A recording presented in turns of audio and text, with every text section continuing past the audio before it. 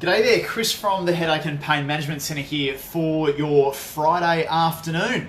And we've had some really good news come through in the last week once again with another paper that has been released online in the last week, which talks about the chronic musculoskeletal pain. It's actually called "What Does Best Practice Look Like for Musculoskeletal Pain? 11 Consistent Recommendations from High Quality Clinical Practice Guidelines." So I actually did a review of all of these guidelines worldwide about what needs to happen with people with chronic musculoskeletal pain. And I'm pleased to announce that we score 11 from 11. When it comes to treatment of musculoskeletal pain and how we do things. So I'll run through them now just so that you know. So if you are seeing someone, a physio, a doctor, for your chronic pain, this is the gold standard. This is actually what your doctors, your physios, your chiros should be following to actually get the best results for you. Okay, so if you're joining us, type in below, say hello, and tag anyone who might be interested in what the 11 best practice guidelines are. And I'm more than happy to send through some more information about that. So the first one is that, and it's actually the most important one to be frank. So the first one is that care should be patient-centered. Okay, this includes care that responds to the individual context of the patient, employs effective communication, and uses shared decision-making processes. So what's really important about that is that it's got to be all about you. It's got to be all about your goals. It's got to be all about what it is that you want to get out of your treatment, rather than what's being pushed upon you by people that perhaps know better or perhaps think that they know better. It's actually all about what the outcome that you want is, and setting goals and targets around what your outcome wants to be. And it's incumbent on the person talking to you to get that to happen for you. And the way that that's done is actually to make sure that you've got a really thorough diagnostic process that takes, it doesn't take 10 minutes to talk about chronic pain. It talks a good hour, possibly longer, to get to the bottom of what's going on, and migraine is no exception when it comes to that. The second one is that you should screen patients to identify those with a higher likelihood of serious pathology or red flag conditions. So basically being aware, this is consistent across the board. This is actually a guideline that's actually in the APA manual, making sure that we're looking for things that perhaps are more dangerous and not musculoskeletal. So we need to make sure that we're taking care of those things. Assess psychosocial factors. So when it comes to pain, we need to make sure that we're also considering the other things that might be causing your pain or contributing to it. So we know for a fact that pain is produced as an output by your brain, and basically when you have pain, it's not necessarily just the physical stuff that's causing the issues. It can also be the sensitivity of the nervous system, which can be sensitized by things like mood, like stress and things like that. So it's always important to assess those sorts of things. Fourth is an interesting one and getting a bit of controversy online, but it's certainly the evidence suggests that this is true. So radiological imaging, so getting x-rays and MRIs, are discouraged unless serious pathology is suspected, there has been unsatisfactory response to conservative care, or unexplained progression of signs and symptoms. So you're getting treatment and it's not getting better, or it's getting worse.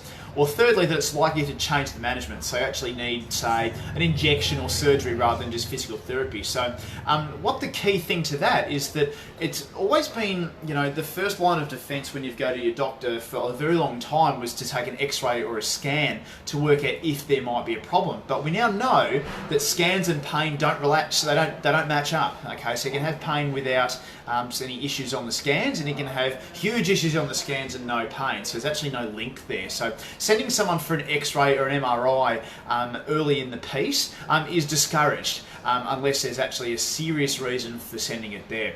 The fifth one is undertaking a physical exam, including neurological screening, mobility and muscle strength, and that's pretty standard across the board, so we can tick that one off. Patient progress should be evaluated using the use of outcome measures. Okay, so what's the baseline? Okay, so actually measuring cause and effect of the treatment, not just subjectively, but objectively as well, as much as possible.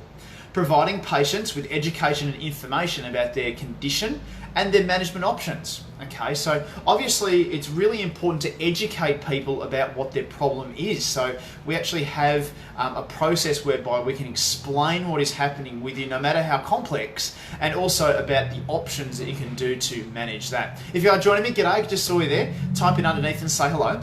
When it comes to providing management, what we want to manage as well is physical activity and exercise. So, what the appropriate level of physical activity and exercise is for your chronic pain, because exercise is very important just for your general health and well-being.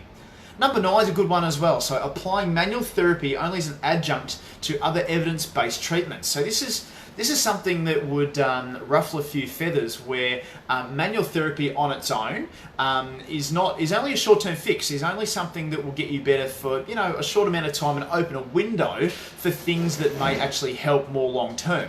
So the way that we like to treat things is to look at what's causing the pain and the issue.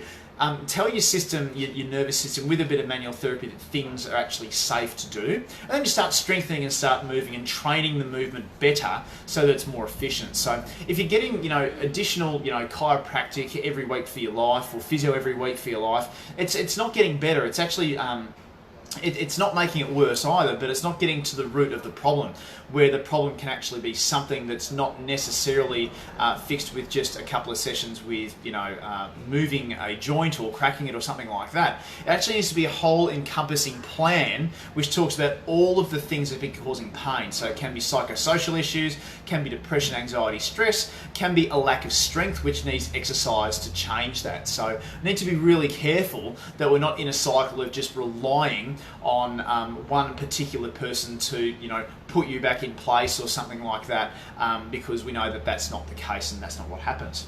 Number 10, unless it's specifically indicated, offer evidence-based non-surgical care. So surgery should be the last card in the deck. So we should always try to treat chronic musculoskeletal pain conservatively before going in and doing any type of surgery, because often the risks outweigh the benefits, and quite often you can get worse with surgery. So do everything you can, throw the kitchen sink at it before you consider surgery as an option. Number 11 is facilitating continuation or resumption of work. So it's actually really important to continue living, to continue being functional, earning money, seeing your friends, all these sorts of things that facilitate social activities, and work is one of those. So it's really important that if you aren't working, that we do everything that we can to get you back to work, because it makes you feel like a valued member of society, and it does make you a valued member of society when you are working. It makes you feel great about contributing. So they're those 11 things, and we're pleased to say that we comply with absolutely all of those, which is magnificent. And certainly the number one, which is patient-centered care, getting a plan, sitting down, getting the assessment and diagnosis right, so that we can get the right thing happening for you. So I just thought I'd share that with you on this Friday. Hey, if there's any questions about any of that, or you'd like some more information, please type in below and comment and ask me for some information. Just comment below guidelines, and I'm more than happy to send it through the diagram for you.